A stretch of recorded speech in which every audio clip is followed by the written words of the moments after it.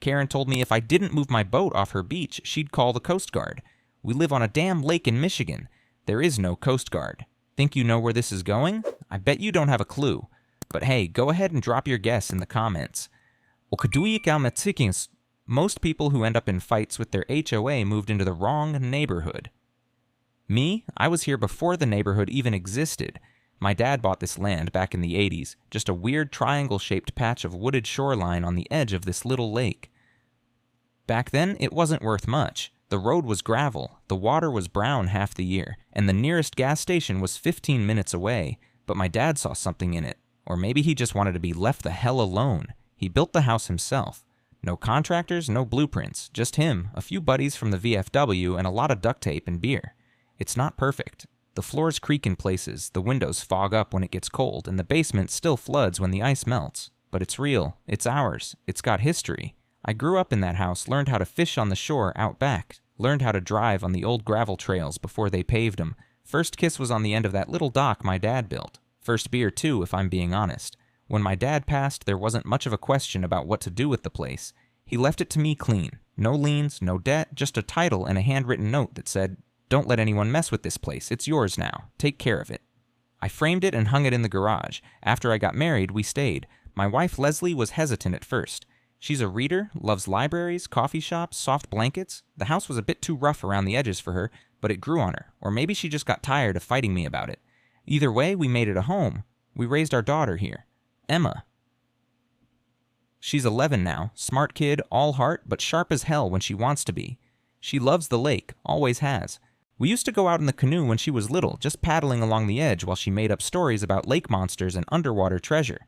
These days, she's into sketching. She'll sit out on the dock for hours, just drawing boats and birds and whatever else catches her eye. I work construction, independent contracting mostly. Kitchens, decks, docks, all that stuff. Nothing fancy, but it keeps the lights on. I build things for other people during the day, then come home and fix the things I built for myself years ago. That's the rhythm. That little stretch of beach down behind the house? That's everything to me. It's not big, maybe 40, 50 feet across, but it's ours, not the community's, not shared access, ours. I put in a couple of Adirondack chairs down there, some stones for a fire pit, and a homemade wooden sign that just says Harris Cove. Half the letters are faded now, but I like it that way. It feels lived in, like it belongs. That's where I keep the boat. It's nothing fancy, just a 14-foot fishing boat with an old Mercury motor that takes 3 pulls to start and 1 to stall out when you're halfway across the lake. But she floats, and that's all that matters. Most weekends in the summer, I'd take Emma out on it just after dinner. Sometimes we fish, sometimes we just drift and talk about stupid stuff like what she'd name a pet alligator if she had one. It's our thing. Now here's the part that matters. Our property line runs right up against this fancy little gated community that popped up about 15 years ago. They bulldozed a bunch of the old woods and threw up 24 houses with matching mailboxes and vinyl fences. It's one of those neighborhoods where everyone's lawn looks like it's been trimmed with nail scissors and there's always some guy in a golf cart patrolling. Like he's in a retirement-themed version of Cops. I've got no beef with them, or, well, I had no beef. We don't use the same road. We don't get their mailers. I don't attend their HOA meetings, and they don't get a say in what I do on my land. That's always been the deal. At least it was. I don't know when exactly Karen became president of their HOA. Hell, I didn't even know her name until a few months ago. I just knew her as the woman with the perfect hair and the oversized sunglasses who liked to walk her little white dog, Coconut, I think, past my yard like she was doing a crime scene sweep. She never waved, just gave me that tight little smile like I was a charity case or a stray animal. But even then, I didn't think much of it. I've lived next to plenty of people who didn't like me, and I've learned not to take it personal. You live long enough in one spot, you learn to let people be weird in their own yards. Thing is, Karen doesn't believe in just her yard, and that's where everything started to change. It started with a letter, not a neighborly note or a handwritten, "Hey, could you," kind of thing. I'm talking about an actual, typed up, folded in thirds, stuck in a plastic sleeve letter tucked under a rock on the edge of my fire pit like a parking ticket. HOA letterhead, gold embossed logo, and everything.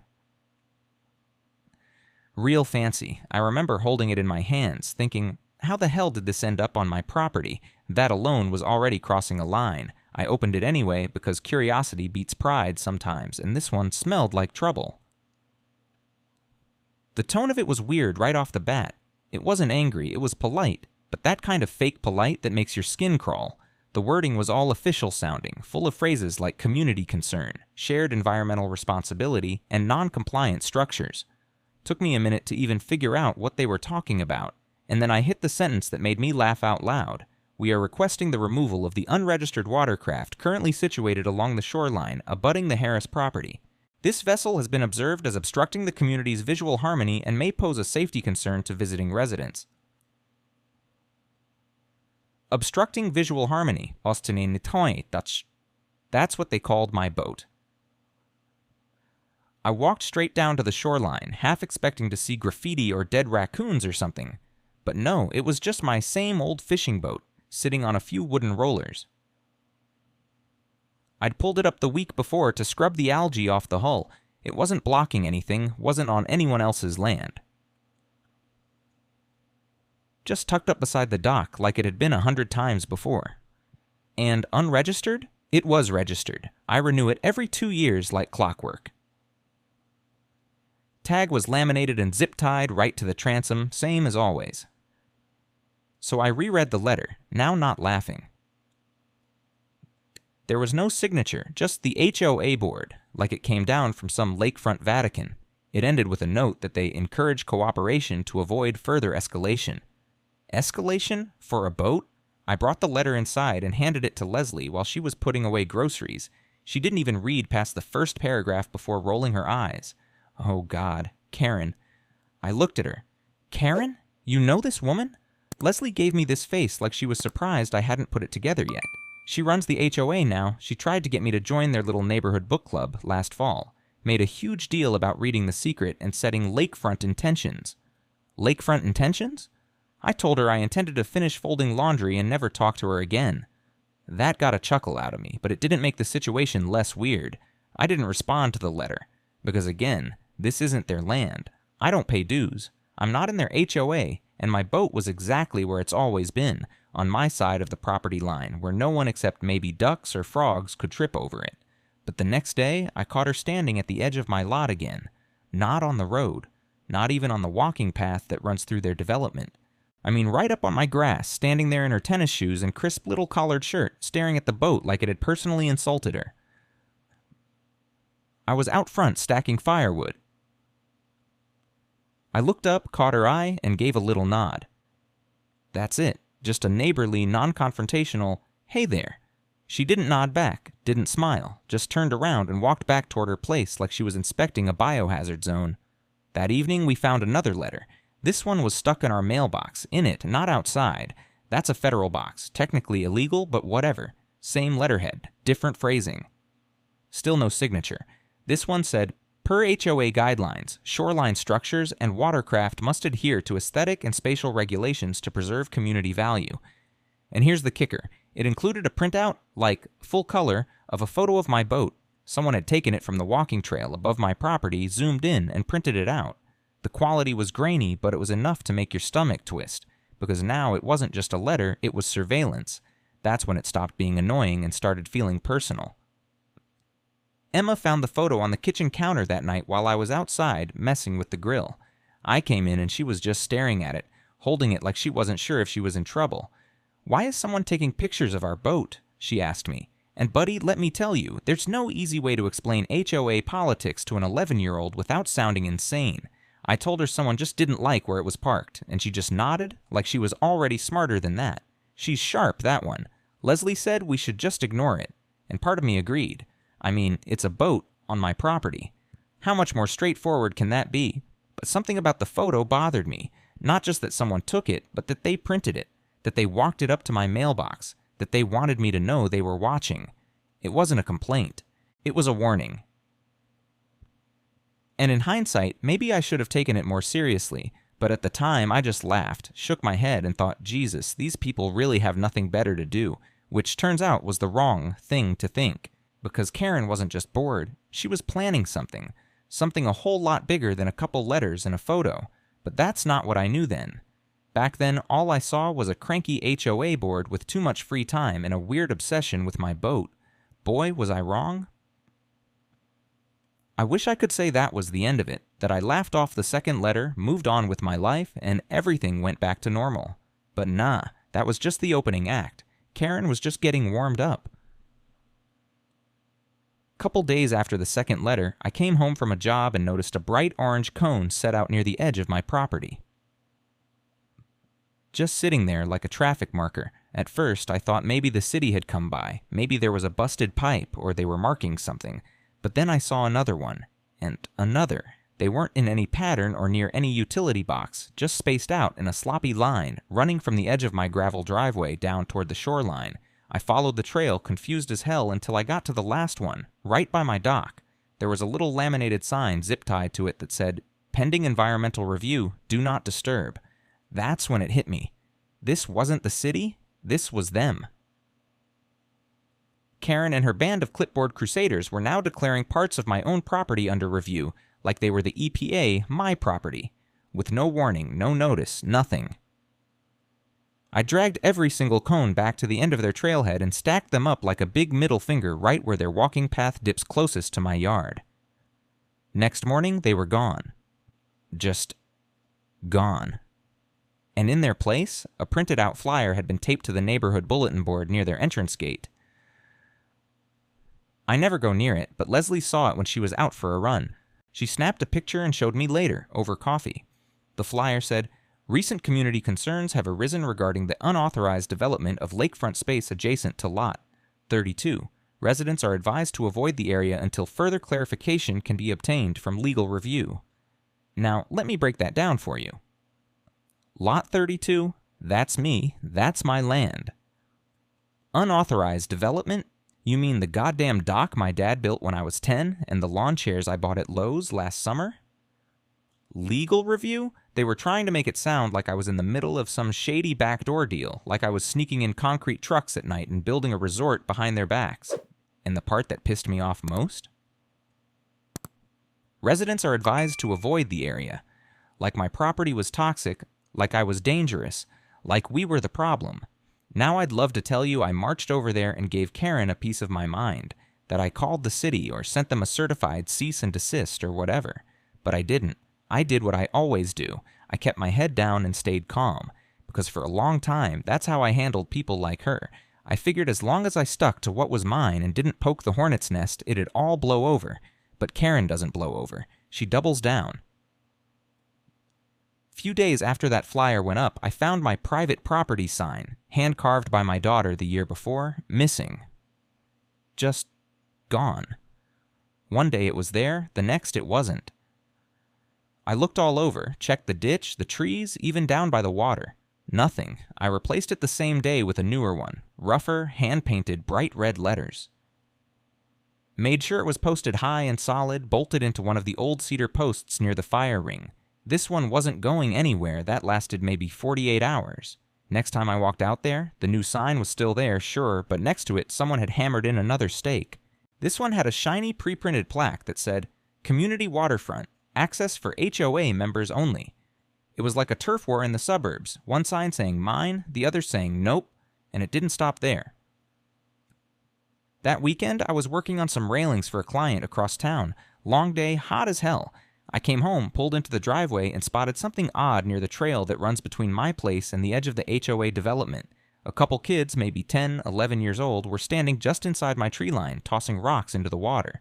Now, normally I wouldn't care. Kids are kids. I was that kid once, but then I heard one of them shout, "I told you, we can come here now. It's on the sign." That stopped me cold. I walked down, not angry, just curious. "Hey, fellas, where you from?" One of them pointed toward the houses up the hill. "Over there. You got permission to be on this land?" They looked at each other like I'd asked them to recite the Constitution. "We're allowed now. The beach is part of the neighborhood," my mom said. I'd let that hang for a second. Then I said, "Well, tell your mom she's welcome to come talk to me about it." They left. Quick. But they weren't the only ones. That whole week I kept seeing new faces walking near the shoreline. A couple with a stroller. A guy with a fishing pole. One afternoon, I found a full picnic blanket laid out with 2 fold-up chairs and an empty bottle of rosé just chilling in the sand like it was a damn Airbnb listing, and not a single one of them asked. Not a knock. Not a word. That was the moment I realized. This wasn't just about the boat anymore. This wasn't just about visual harmony or HOA bylaws or some sign dispute. Karen was actively rebranding my shoreline, turning it into a community space by pure force of will. Like if she just said it out loud enough times and printed enough signs and told enough neighbors, it would magically become true. And the worst part? Some of them believed her. Not all, but enough. Enough that it started to feel like I was being erased. Like my family didn't exist, or at least didn't matter. I didn't sleep much that week. I'd get up, walk the perimeter, check the signs, check the shoreline. I didn't want to say anything to Emma, but she noticed. I know she did. One night she came down with her sketchbook and sat next to me while I was staring out over the water, just quiet. She didn't ask what was going on, she just held my arm and leaned her head on my shoulder, and I remember thinking, I can deal with a crazy neighbor, I can deal with dumb letters, I can deal with cones and flyers and whispers, but I won't let my daughter grow up thinking this kind of bullshit is normal. That was the first time I felt it, that gut twist that tells you something isn't just a hassle anymore, it's a fight. And the other side already started swinging. First thing I did was try to talk to her. I know. After everything she pulled, that probably sounds stupid, but I wasn't looking for a fight. I just wanted my land back, my space, my life without people picnicking on my damn beach. So I walked over. It was a Sunday morning, blue sky, one of those rare calm days where the lake looks like a piece of glass. Karen was out front pulling weeds from her flower bed, wearing this ridiculous sun hat and rubber clogs that made her look like a rich woman playing poor for Instagram. I stood by the edge of her driveway and said her name like I was knocking on a door, soft but clear. She looked up, saw me, and gave that same tight smile like she'd been expecting this conversation. "Karen," I said, "we need to talk." She wiped her hands on her gardening apron and walked over like I was one of her tenants behind on rent. I kept it calm. Told her I wasn't looking for drama, just trying to understand what the hell was going on with the signs and the flyers and the cones and, the sudden flood of strangers on my land. She blinked at me like she was genuinely confused, tilted her head, kind of bird-like. "Well, Tom," she said, in that voice that's meant to sound kind but somehow makes your ears itch, "we've received numerous concerns from members of the HOA about access rights and safety along the shoreline." I said, "What access rights? It's my property." And then she smiled. Not like she was amused, more like a cat watching a mouse get tired. "Well, that's the thing. There's some ambiguity around the original parcel maps and the easement boundaries. We're just trying to sort that out. It's not personal." Not personal? I asked her if she had any actual documents. Deeds, maps, anything. She said, "Our legal team is reviewing everything." Legal team. Like she was running a law firm out of her hydrangea garden. I could feel my jaw clenching, so I thanked her for her time and walked back home without saying another word. That's when I realized I needed help. Real help. I started by going to the township office. I figured if someone in zoning or property records could just pull up a plat map and show that my lot was separate, this whole thing could be put to bed.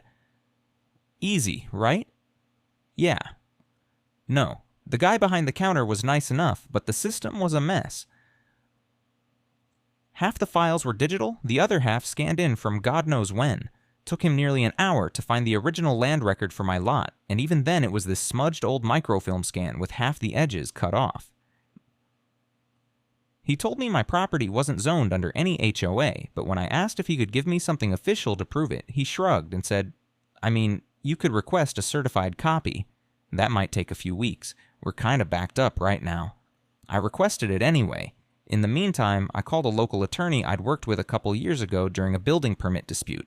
Real solid guy. We weren't close, but I trusted him to at least point me in the right direction. He listened to the story, let out a long sigh, and said, HOA drama. Gotta love it." Suats. He agreed to take a look at the documents I had and told me to start keeping a paper trail of everything. Every letter, every sign, every weird incident. He said that when HOAs get aggressive like this, it's almost always about two things: control and money. But here's the problem. I didn't have a lot of documents because nothing they were doing was official. Just printed signs, vague letters, and community gossip. I didn't have a damn thing I could drag into a courtroom. Still, I tried everything I could think of. I sent a letter to the HOA board, certified mail, return receipt requested, laying out my position clearly. My land, my boat, not their jurisdiction. Told them I expected them to remove the signs and stop encouraging trespassers. No response. I called the sheriff's office, explained what was happening, and asked what my rights were if someone walked onto my land without permission. The deputy was nice, but all he could do was shrug. Civil matter, he said. Unless someone's actively threatening you or damaging property, it's not really something we get involved in. Civil matter. That phrase started to feel like a curse, like it meant you're screwed, but not in a way we care about. I tried talking to some of the neighbors, people who lived along the same shoreline but had been there before the HOA was formed. Some of them were sympathetic. One guy, Rob, even said he remembered when my dad built the dock and always thought it was a cool little spot. But none of them wanted to get involved. Nobody wants to cross the HOA if they're still part of it. That's how Karen keeps power, through quiet fear. Even Leslie was starting to fray. She never said it outright, but I could tell. She started spending more time at the library after work, coming home with that flat, worn look around the eyes. She'd try to keep it together around Emma, but the tension was everywhere, in how she set down her coffee cup, in how she stopped correcting me when I swore in front of the kid. Emma, bless her, tried to pretend like everything was fine, but kids feel that stuff. She stopped going down to the dock with her sketchbooks, started asking if we could go to the other side of the lake instead, said the view was better. It wasn't. She just didn't want to see the signs. The real breaking point, though, was when I filed a formal complaint with the township, an official nuisance report against the HOA for trespassing and unauthorized signage. I figured if the law wouldn't help me directly, maybe I could use the code enforcement office to slap them on the wrist, just enough to make them back off. 2 weeks later, I got a letter in the mail, not from the township, from the HOA. They were filing a formal counterclaim, said my dock was structurally unsound, that it posed a liability to community visitors, and that the boat, my same old clunky 3-pull Mercury boat, was in violation of community aesthetic standards. Community.community.community. They used that word like a club, like a smokescreen, like if they said it enough times, I'd start to believe my home belonged to them. Leslie found me that night sitting on the back steps with a beer in one hand and the letter in the other. I didn't even look up when she came out. I just said, "They're trying to take it, Les." And she sat down beside me and didn't say anything for a long time. Eventually she said, "They can't." But her voice cracked on the word can't, and that scared me more than anything, because I'd done everything right. I followed every law. I talked. I listened. I hired the lawyer, sent the letters, called the sheriff, filed the complaint, and none of it mattered. Nothing changed. The signs were still there. The people kept coming. Karen kept smiling, that tight little smile, when she walked past my fence, and every day it felt like the ground under my boots was slipping just a little more. I wasn't angry, not yet, but I was tired. Tired of being reasonable. Tired of being polite. Tired of watching everything my father built become a goddamn HOA talking point. I didn't know what to do next, but I knew one thing for sure. If I didn't find a way to stop this, they were going to win, and I wasn't built for surrender. I didn't go down to the lake for a few days after that last letter came. Didn't check the signs, didn't walk the perimeter, didn't even untie the tarp from the boat. I just stayed inside, worked on half-finished house projects I didn't care about, drank bad coffee, and tried not to let Emma see how much it was all getting to me. Leslie said I should talk to someone, not a lawyer, a someone, a friend, a neighbor, a voice that wasn't mine. And for once, I listened. I called Rick. Now Rick's not what you'd call a close buddy. He's an old-school guy, retired sheriff's deputy, keeps to himself, fishes before sunrise, owns more camo than a Bass Pro Shop. But we've had a few beers over the years, swapped tips on repairing dock posts, that kind of thing. Most importantly, he's been here longer than anyone besides me. He picked up on the second ring and said, "Been wondering when you were going to call." I didn't even have to explain. He already knew. We met on his back porch, just 2 folding chairs, a rusted grill, and a cooler between us. No small talk, no pleasantries. I told him everything, laid it out like I was giving a deposition, and when I was done, he sat there for a long moment chewing on the side of his lip like he was trying to decide how much truth I could handle. Then he said, "You ever hear about the Jennings property?" I told him no. That was a few years back. He said, "Before your time with Karen, but right after she got on the HOA board. Jennings had a parcel right up against the northeast corner. Nothing fancy, just a camper, a fishing shack, and a busted old dock. but it was grandfathered in, not part of the HOA. I nodded, listening. She didn't like it, said it made the neighborhood look unfinished. Started in with letters. Then came the fines. Even though he wasn't a member, he ignored them. They started leaning on the township. Eventually filed a complaint with code enforcement. Cited unsafe conditions and unauthorized occupancy. Got the county involved. What happened? Place got condemned. They bulldozed it. One morning it was there. By sunset it was gone. No hearing, no warning. Jennings showed up the next day and nearly had a stroke standing in front of the rubble. Jesus, they said it was an emergency action, claimed squatters had been reported, told him if he didn't like it, he could take it up in court. He never did. Moved in with his son in Illinois. Place has been community green space ever since. I just sat there, staring at the trees. Then Rick said something that changed everything. She tried to do the same to your dad. I turned to him. What? He nodded slowly. Back when your old man got sick, when he wasn't around much. Karen pushed the board to absorb the shoreline. Claimed the property was vacant and unmaintained. She even filed a request with the assessor's office to get the zoning updated. I told your dad, and he about lost his mind. Marched in there with the original deed, photos, receipts, the whole nine. Shut it down hard. She backed off. But not for long. I could feel the hair on the back of my neck standing up. You're saying this has been going on for years? She plays the long game, he said. She waits until people get tired, or old, or gone. Then she moves in. You're not her first target, but you might be the first one with enough fight in him to stop her. That alone would have been enough to shake me, to light a fire. But Rick wasn't done. I've got something you need to see, he said. He went back inside, came out with an old cardboard file box, dumped it on the cooler. Inside were maps, old neighborhood plans, meeting minutes, notes, paper with real ink on it. Not digital, not edited, originals. Then he handed me a folder. Inside was a copy of a document titled Petition for HOA Expansion, Parcel Annexation Recommendation. It had Karen's name on it, and right underneath it, the parcel number. My parcel number, my land, circled in red ink. But the date on the document, that's what did it. The date was before the HOA had ever legally formed. She'd submitted a retroactive annexation claim, backdated. It was subtle, most folks wouldn't even notice. But there it was. She tried to rewrite the history of the neighborhood. On paper, and if no one had been paying attention, if no one like Rick had kept the old versions, she might have pulled it off. I just sat there, staring at the page, my brain on fire. She faked this, I said. She buried it, Rick replied, and she's hoping no one remembers. I drove home with that folder in my passenger seat like it was radioactive. Leslie was in the kitchen when I walked in, and I dropped it right on the table like it was proof of life. What's this? She asked. I just said everything, because that's what it was. Fort deal. For the first time in months, the weight started to shift. Not a lot, not all at once, but enough that I could breathe again. She didn't just overstep.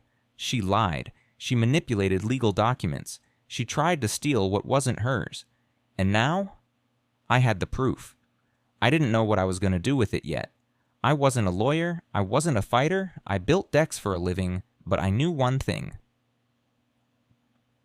Karen Shelby had finally made a mistake, and I was going to make damn sure she paid for it. I didn't sleep that night, not because I was anxious, but because my brain wouldn't shut up. It just kept spinning. Pieces that hadn't made sense for weeks were suddenly snapping into place.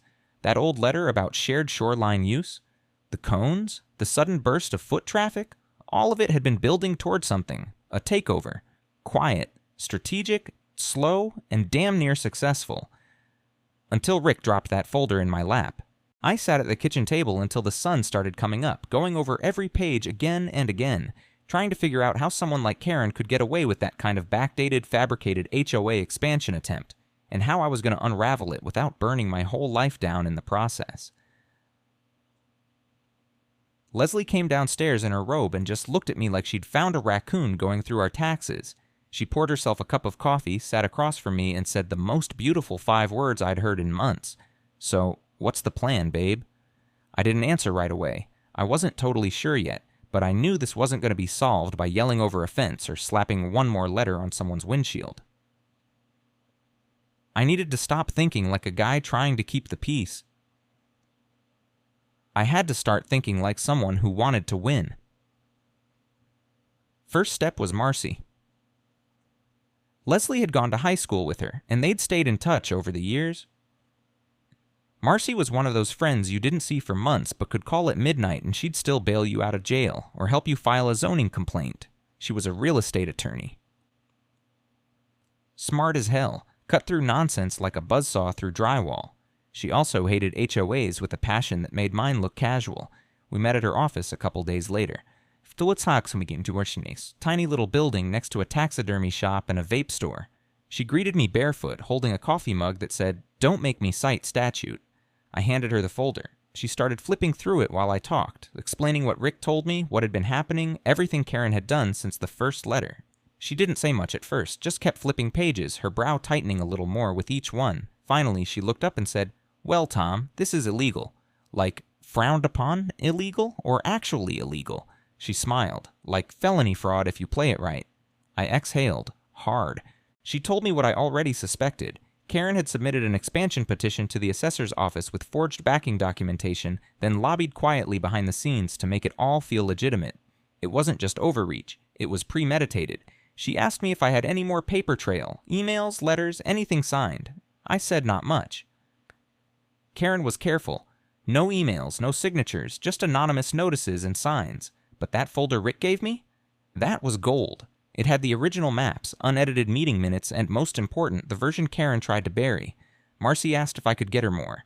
Anything that showed how the HOA had acted on that false claim. If they used it in meetings, budgets, permit requests, anything. She said if we could find a paper trail showing they acted on it as if it were real, even after knowing it wasn't, that's where the hammer would fall. So that became the mission. Gather proof that Karen knew this was fake, and used it anyway. I reached back out to Rick, asked if he still had HOA mailers or newsletters from the years in question. He laughed, said his wife never throws anything away. Brought me a dusty box labeled HOA BS, full of papers dating back a decade. Score. I went through that box like it was a treasure chest. I found one newsletter, 5 years old, that mentioned pending integration of eastern shoreline lots, with mine listed by number. That wouldn't mean much on its own. Except the annexation request Karen submitted was dated after that newsletter had gone out. Boom, she was already acting like my land was part of the HOA before she'd even officially tried to make it happen. Then came the second piece, a copy of a board meeting agenda printed from someone's personal email. It had my parcel number listed under New Business Compliance Review. Someone, at some point, had submitted a complaint against my property under their HOA rules. Rules that don't apply to me. They were enforcing policy outside their boundary. That's not just shady. That's leverage. While Marcy started building the legal angle, I went to work on the social side. I started calling other folks on the edge of the HOA, people who weren't active members or who'd had their own quiet beefs with Karen over the years. One guy, Doug, lived 2 doors down from me on the opposite side. Used to have a hand-built chicken coop until the HOA made him tear it down for being unsightly. He didn't say much when I called, but a couple days later, a manila envelope showed up in my mailbox with a note. Figured this might help. No return address. Inside, 2 copies of official HOA warnings with his name on them, and one with mine. My name, I had never received it. It was dated months back and cited excessive shoreline clutter, and it had Karen's signature at the bottom. That right there? That was the 3rd rail. She sent an enforcement letter to a non-member. She crossed the legal line. Finally. I brought it straight to Marcy, who looked like someone handed her a winning lottery ticket. "We have her," she said, but I still wasn't rushing. I wanted more. I wanted everything. Because here's the thing, I wasn't just trying to get her to back off. Not anymore. That part of the story was over. Now I wanted to end it. It felt different this time. Not like I was scrambling to defend myself or playing catch-up to whatever Karen cooked up next. This time, I had something real, solid ground. Evidence, leverage, and I wasn't about to waste it. But here's the thing. Nobody tells you about being right. It's not enough. Not when the other side controls the story. Karen still had the illusion of legitimacy, the HOA board in her pocket, and a small army of neighbors who'd rather smile and nod than think for themselves, so we had to move smart. Marcy laid it out clean. We weren't going to start with a lawsuit. Not yet. That was the end game. What we needed first was pressure, the kind of pressure that cracks facades and makes people show their real faces. She called it surgical chaos. I just called it fighting back. First move was the township. Marcy drafted a formal complaint, not a generic one, but a detailed, footnoted, multi-page report complete with maps, dates, old newsletters, and that glorious signed violation letter Karen had sent me. She submitted it to the township's legal department, the zoning office, and the assessor's office, the exact people Karen had been buttering up for years. We requested a full investigation into the HOA's zoning practices, annexation claims, and misuse of code enforcement authority. Then we sent copies to the local paper, not the big city one. No, we went small. The community paper, the one with pictures of pancake breakfasts on the front page and school band fundraisers in the back. They loved a good local corruption story, and when I gave the editor a quick rundown, his eyebrows hit the ceiling. Homeowner fights rogue HOA over fake shoreline takeover. I could see the headline writing itself in his head. I didn't go public with my name just yet, not until we saw how it landed. Meanwhile, I started laying groundwork with the people who'd been staying quiet. I called Doug, the guy who sent me the envelope. Asked if he'd be willing to talk to Marcy. He said no at first, then he called back the next day and said, "Screw it, I'm in." I got coffee with two other neighbors who'd been on the edge of the HOA map, people who'd had their own run-ins with Karen over the years.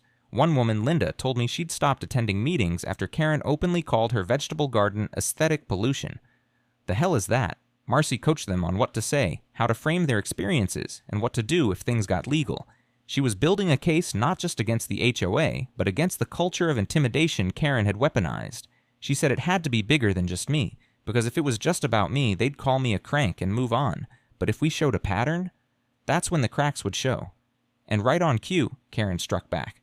I came home from work one evening to find a shiny new sign posted right at the edge of my shoreline.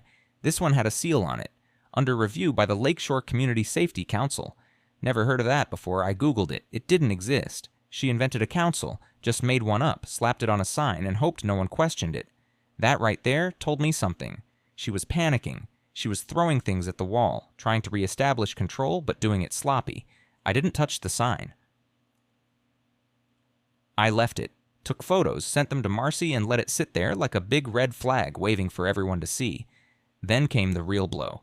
Karen filed a formal code enforcement complaint against me, said my dock was unstable, my boat was abandoned, and that I'd created a hazardous shoreline environment that could lead to child injury or drowning. She used the word drowning 6 times in 2 paragraphs. I found out about it not through a letter, but from a guy named Joel, city inspector. Showed up at my place in a beat-up Ford and looked like he'd rather be anywhere else. "Sorry, man," he said. "Gotta check out the complaint." I don't think there's anything here, but you know. I walked him down to the dock, showed him the reinforced beams, the maintenance logs, even the updated registration for the boat. He nodded the whole time. "Looks fine to me." I asked if he wanted a copy of the HOA letter for his report. He looked surprised. "They put this in writing?" I handed it over. He left 15 minutes later and never came back. But a week after that, the paper ran the story. Not buried in the back. Page 1. Above the fold. Headline in bold letters, HOA accused of fabricating shoreline expansion, resident claims fraud, harassment.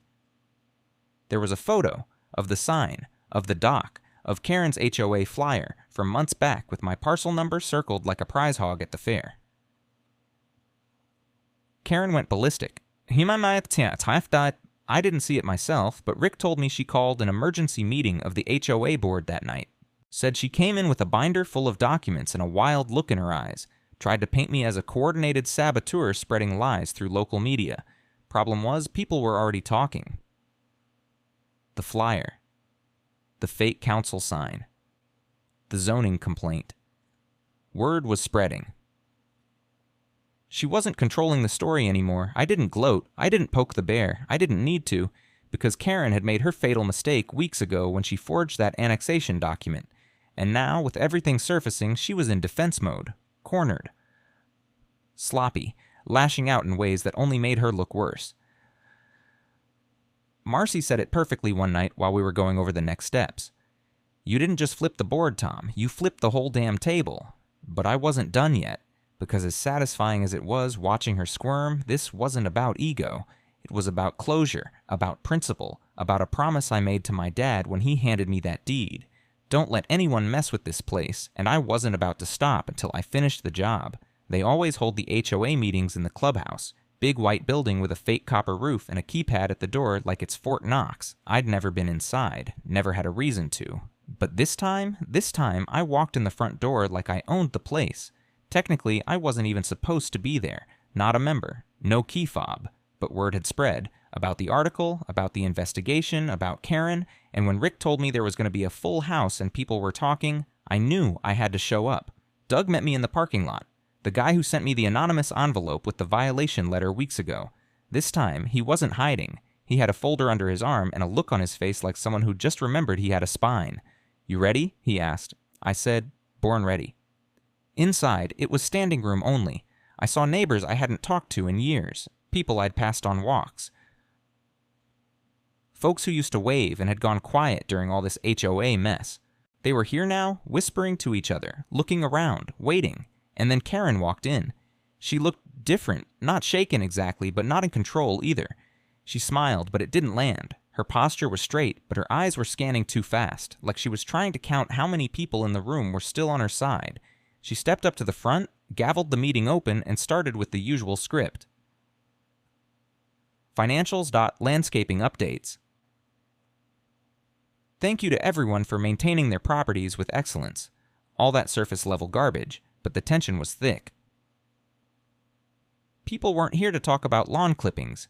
Then, like she was trying to get ahead of it, she cleared her throat and said, "Before we move into new business, I want to briefly address the recent article and clarify some misinformation that's been circulating." That's when Doug raised his hand. Karen blinked. You could tell she hadn't planned for interruptions. She called on him, trying to keep her tone sweet. He didn't stand. He didn't posture. He just opened his folder, pulled out a printout of the annexation document, the one with the backdated request and my parcel circled, and said loud and clear, "Can you explain this?" Dead silence. Karen's smile didn't just drop, it cracked. She opened her mouth, closed it, opened it again. "That's a preliminary draft. It wasn't ever filed." And I said, "It was filed. We confirmed it with the assessor's office. It's on record." Heads turned. Then Rick stood up. He had a whole damn binder with him. Old newsletters, HOA board minutes, maps, copies of my parcel number being referenced in planning meetings before any vote had taken place. He spoke calmly, methodically, and the more he talked, the redder Karen's face got. Then Marcy stepped forward. She wasn't even a resident, but when she introduced herself as my attorney and laid out a timeline, dates, signatures, property records, forged documentation, violation of zoning laws, Karen stopped taking notes, stopped blinking. Just stared straight ahead like she could somehow freeze time and hit rewind. It was like the air got sucked out of the room. I don't even remember who said it next, but someone called for a vote, a formal on-the-record vote to remove Karen from her position pending a full investigation. I think it was Linda, the one with the garden Karen tried to shut down. She just stood up, voice shaking, and said, "Enough is enough." And the whole room followed. They voted. Not one hand went up to defend her. Not one. Karen sat there, stunned. Like the floor had dropped out, and she was still waiting to hit the bottom. She didn't argue, didn't scream, didn't threaten legal action or try to twist it around. She just picked up her papers and walked out. Nobody clapped, and nobody said a word. It wasn't that kind of moment. It was quieter than that. It was final. After the meeting, people came up to me, people I hadn't seen in forever, offering handshakes, apologies, even some damn good homemade cookies from a woman I swear I thought hated my guts. Someone left a six-pack of local beer on my porch that night with a sticky note for the guy who held the line. Later that week, the township sent me confirmation that my shoreline was now officially recognized as outside of HOA jurisdiction, not ambiguous, not under review. Black and white, it was mine again. The fake signs disappeared. The cones never came back. The neighborhood newsletter printed a one-sentence update buried at the bottom of the last page. Karen Shelby has stepped down from the HOA board, effective immediately. Just like that, the empire she tried to build out of fake bylaws and ego collapsed. And you know what? The lake was quiet again. Not silent, just peaceful, like it had exhaled. And so did I. The new dock's better than the old one ever was. Took me a few weeks, but I rebuilt it by hand. Treated lumber, stainless steel fasteners, wide enough for 2 chairs side by side. Not bad for a guy who spent most of the summer knee-deep in paperwork and HOA drama. There's still a little stain on the end of the dock where Emma knocked over a jar of sweet tea and tried to scrub it off with her sleeve. I told her to leave it. Gives it character. She's back to sketching out there now. Same old sketchbook, new pages. She sits with her legs swinging over the edge, hair pulled back, drawing the water like she's trying to make it stand still. Every once in a while, she'll hold one up for me to see and ask, "Does this look like the lake?" I always say yes, even when it doesn't, because it feels like it. Leslie's different now, too. Lighter. She smiles more, laughs easier. Sometimes I catch her just standing on the porch, looking out toward the shoreline with her coffee, like she's finally seeing it again, not as a battlefield, but as home. And me? I'm still here. Same guy, more or less. Still fixing things for other people by day, fixing things around here by night. But there's something else now, a stillness I didn't realize I'd lost. The kind that comes after a long fight, not the kind where you're bloody and bruised, but the kind where you walk away whole, changed, but not broken. Rick comes by now and then, brings bait, drinks half my beer, talks too much about the fishing hole up past the bend. I let him. Guy earned it. He always leaves with a smile and says the same thing before he heads back to his place. Told you she'd fold. Marcy's still chasing paperwork, but she sent me a thank you card last week with a sketch of a gavel on the front and a note inside. Some people fight back. You didn't just fight. You built something better. I'm not sure about all that. I didn't start this to make a point. I started it because someone tried to erase something that mattered to me, something real, and I wasn't about to let that happen. Not for fake rules, not for power plays, not for a woman with a clipboard and a god complex. Thing is, land doesn't fight for you. It just sits there, waiting. Waiting for someone to care enough to defend it? I did. And now, when I sit out by the fire pit with a cold drink and the sound of frogs chirping in the dark, I feel like my dad's still around. Like the promise I made him, quietly to myself, the day I found that old note in the garage, finally got honored. Don't let anyone mess with this place. It's yours now. Take care of it. Yeah, I did, and I always will.